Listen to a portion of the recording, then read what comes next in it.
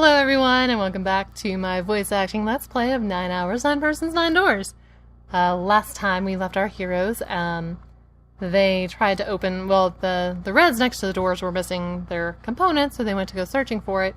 And when they came back, it was all fixed, but Snake is missing, so then they went searching for Snake. And we paired off with June, and we didn't find anything. But everybody else is acting really suspicious. Like, Ace is weird, Clover's being mean. Lotus just wants to leave everybody behind, so lots of weird stuff going on, so we will see what happens. Okay, so they finished searching, and now I'm assuming they're heading back. We'll see what happens. Okay. They looked everywhere they could think of, but Snake was nowhere to be found. Lotus looked around at 6 frustrated faces and spoke. We can't keep looking for Snake. Wherever he is, it's not here. We need to get moving. Junpei couldn't disagree with what she was saying. Snake seemed to have completely disappeared. Snake, not Snake. There's no point in wasting any more time. The others seemed to be having similar thoughts, but they stayed silent. Finally, Seven spoke. We don't got a choice. Lotus is right. We're not gonna find Snake. There's a problem, though. We've got to figure out who's gonna go through which door. Yes. I have a proposal. Here we go. She walked back and forth across the floor, her heels clicking against the wood. I'm glad it showed, and I could hear it. Finally, she stopped. Why don't we decide on one person to sacrifice? Sacrifice? Well, perhaps that's a bit harsh. That's a bit of a harsh word, but yes. You've all figured it out by now, haven't you? We can't all make it through those doors. If we split into 2 teams of 4 and 3 respectively, then 3 people will be left behind. I mean, no. Unless she just, did every single possible combination and decided that, but there's no way she's that good at math. I think I missed something she said. If we split into 2 teams of 5 and 2 people, respectively, then 2 people would be left behind. I'm messing up. I'm so sorry. But if we split into 2 groups of 3 and leave one person out, then only one person will be left behind. I'm so confused. Well, what? 3 and 5. I'm confused. You don't have to all go through all 3 doors. I'll wait. Okay. Leaving behind 3 people with 2 teams... Wait, leaving behind 3 people with 2 teams of 4 and 3. No. Junpei wasn't quite sure that was true. Wait a minute. Huh? 2 people get left behind if we split it. 2 people will get left behind if we split into 5 and 2. And 1 person is left behind if we split into 3, 3, and 1. I got that part. You can't go through the numbered doors with any less than 3 people. But if we split into 4 and 3, then why do 3 people have to be left behind? 7, 8, 9, 10. Yeah, there's 7 of them. Just run the numbers. Let's say we go through door 7 with 1, 4, 5, 6. Who's left over? That would be 3, 7, 8. What's the digital root for that? 3, 7, 8 is 18, so add 1 and 8? 9. Exactly, but door 9 isn't here, right? That means 3, 7, 8 won't be going anywhere. That was just an example, of course. There are a lot of different combinations, but the result will always be the same. How? Did she really do every single possible combination? It doesn't matter which 4 it is. The 3 that are left over can't go through any of the doors. Go ahead and calculate it if you have the time. You'll see. Anyway, that's how it is. Now, if we can get back to my proposal, we only have to sacrifice 1 person if we split into 3, 3, and 1. When Seven spoke, his voice was strained. Then you're saying we gotta decide who's gonna stay behind? Yes, we do. I vote her. Given our circumstances, it's logically and morally the best solution. If the other 6 are to survive, then 1 person has to sacrifice themselves. No, that's too cruel! What's so cruel about it? To just sacrifice someone like that. Then what's your plan? Maybe we should sacrifice 2 people instead of just 1. That's not what I meant! We shouldn't sacrifice anyone! I told you that's impossible. Wake up. Whoa, calm down, you 2. Santa stepped between Lotus and June. Look, what Lotus is trying to say is that you should aim to bring the greatest amount of happiness to the greatest amount of people, right? Exactly. That's how democracy works. And for that reason, I think the only fair way to decide who'll be sacrificed is through a vote. I vote her. What do you think? No, that's terrible. I'm not asking you. Shut up. Rude. What about you, Santa? Me? Well, I agree, I guess. Alright, that's 1 vote for. Counting mine, that's 2. 7? I can't say I agree with you, but we don't exactly have a choice. If we don't do something, we're all gonna die. Glad to see you get it. If you can get 1 more vote, then it's decided. If I can get 1 more vote. What about you, Clover? Clover had moved away from the group and was sitting on one of the beds.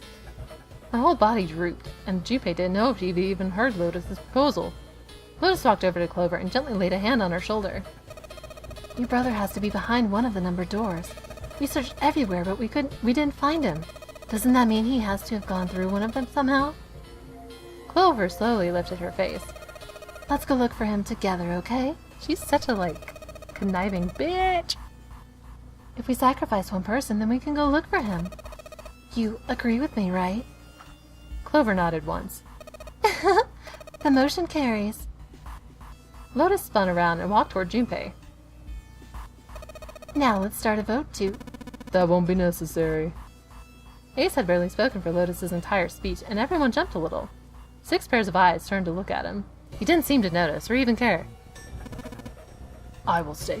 Nice, no, I like you! Get rid of 7, I don't like him. Or Lotus, get rid of Lotus. I will stay. That should solve our problem, yes? Ace,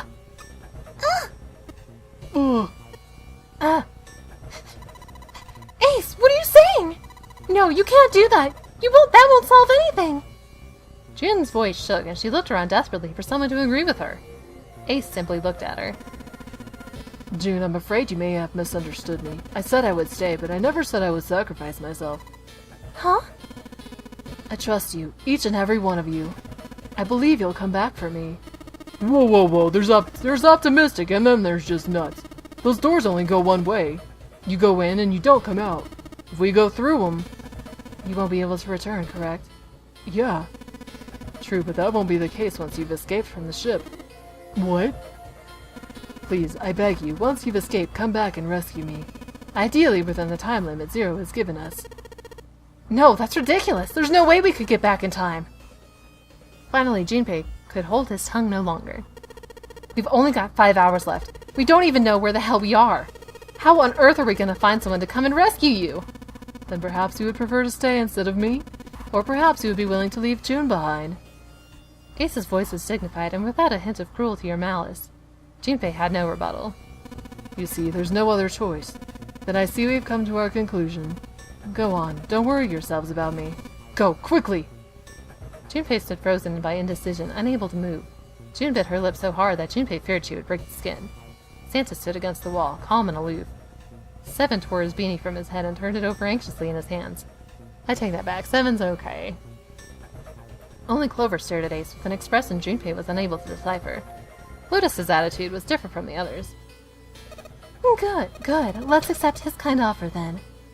She smiled, her eyes bright. She's such a bitch. Ace smiled with a smile of... answered with a smile of his own.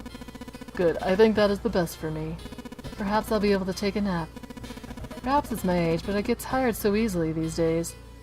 As he spoke, Ace lowered himself down to the floor next to one of the beds. From somewhere deep in the ship, Junpei suddenly heard the screeching of metal on metal. It was almost as if the ship were screaming. Would it really hold until their time limit was up? Already, D-Deck was flooded. In the sudden silence, the only sound was the sad metal wail of the ship. Unsurprisingly, it was Lotus who spoke first. Unsurprisingly, indeed. Well, what are you waiting for? We're wasting time. Why don't we hurry it up?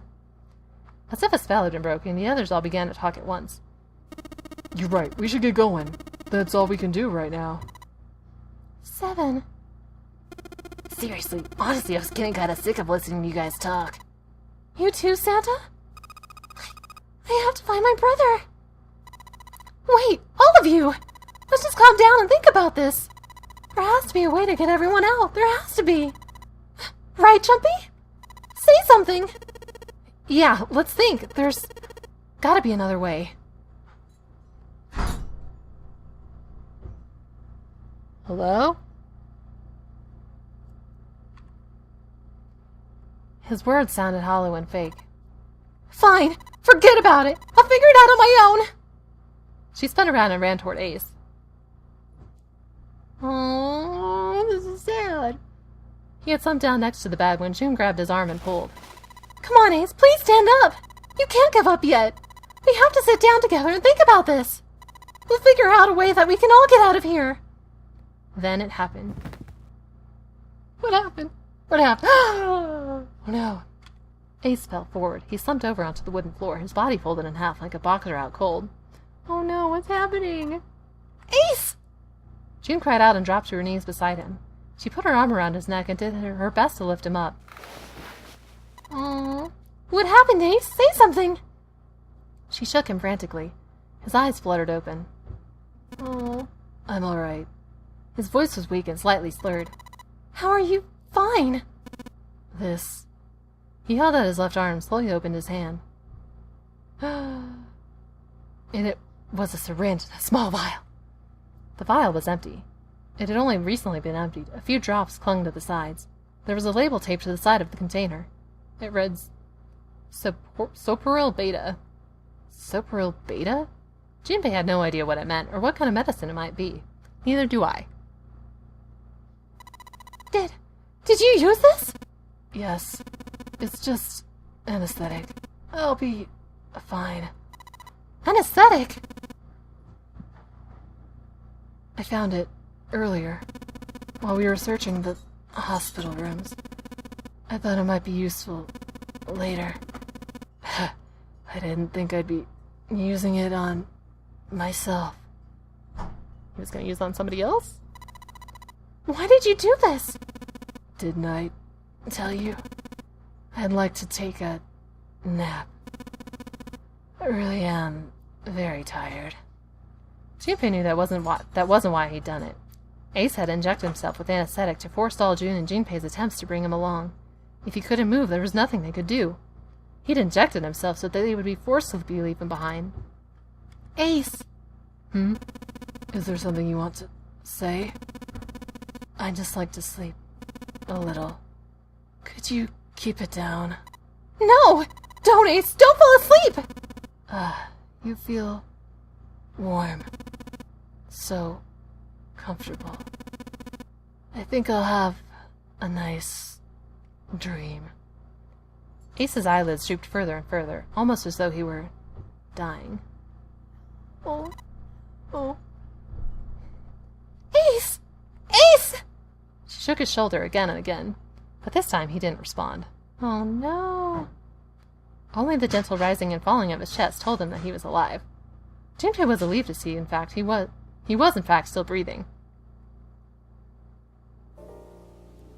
He lifted Ace up off the floor and laid him on the bed he'd been leaning against. When Junpei turned around, Lotus gave him a look of pity. Well, we really don't have a choice now. We can't let his sacrifice go to waste, right? She wasn't feeling any remorse. Junpei was sure of that. Still, he held no grounds upon which to oppose her. It felt wrong, but he had to agree. Then suddenly Santa spoke. Yeah, but we're not done choosing yet, are we? Huh? What do you mean? Well, we haven't decided who's going in what door. Ah, yes. Yes, that's true. Well, enough of this screwing around. Let's decide. You first, Lotus. Which door do you want? I want door number 8. It's the same number as my bracelet number. Got it. You're 8. You're next, 7. Which one do you want? I'll take 7. I can't get along with that old lady. What? What did you just say? Her face distorted by rage. Lotus took a step toward 7. He threw up his hands and made a face like a child caught with his hands in the cookie jar. You're going to get it next time. She shot him a glare that would have melted steel, then turned and stalked off. Where's she gonna go? All right, who's next? Santa's gaze moved across the 3 people left. Finally, they stopped on Junpei. Junpei, which door do you want? At last. Junpei's mind was already made up. I really like the number 8, but I really don't want to go with Lotus, so I'm gonna just pick 3. I want to go through door number 3. No, you can't. Huh? Why? Because it's impossible. If we split ourselves into 3 and 3, then we give up on going through door 3. Oh yeah, I forgot about that. Why? The bracelet numbers for the 6 of us are 3, 4, 5, 6, 7, 8. If there are 2 combinations that can go through door 3 with 3 people, 3, 4, 5, or 6, 7, 8, that's it. Of course, 2 teams can't go through the same door. I see. That means one team would get left behind. That's right. What doesn't happen if we go through door 7 or 8? No, they're fine. We've got 3 options. Santa began to explain. Plan A. Go through door 7 with 3, 5, 8, and go through door 8 with 4, 6, 7. Let's swap with people who already claimed what they're doing. Plan B. Go through door 7 with 4, 5, 7, and go through door 8 with 3, 6, 8. I'm 5. Okay, well I guess, okay. Oh, plan C. Go through door 7 with 3, 6, 7, and go through 8 with 4, 5, 8. Well, I don't want to go with Lotus, so I guess my only option is plan B. Those are the only 3 options. That's it. At least if we want to get all 6 of us out of here. That was when Junpei realized. Plan A divides into 2 teams. 3, 5, 8, and 4, 6, 7. Plan B divides into 2 teams. 4, 5, 7, and 3, 6, 8. Plan C divides into 2 teams. 3, 6, 7, and 4, 5, 8. Who's 4? Clover. I'll go with her.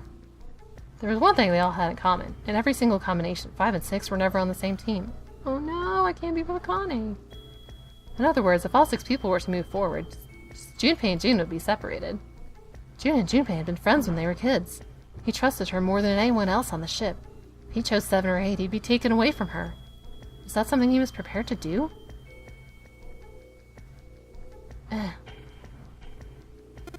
Anyway, that's the deal, so think it over. You've got 2 choices, 7 or 8. You can't choose 3. If you choose 3, you're gonna be leaving 3 people behind to die. So what are you gonna do? 7 or 8, time to choose. Junpei thought hard. After thinking it over, his conclusion was, take the risk and choose door 3.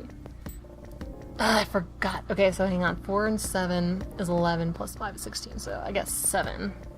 Lucky number 7. Okay, fine. I'll go with door 7. Okay, so 7. Yeah. Alright, then that means June's gotta go through 8. Huh? Why?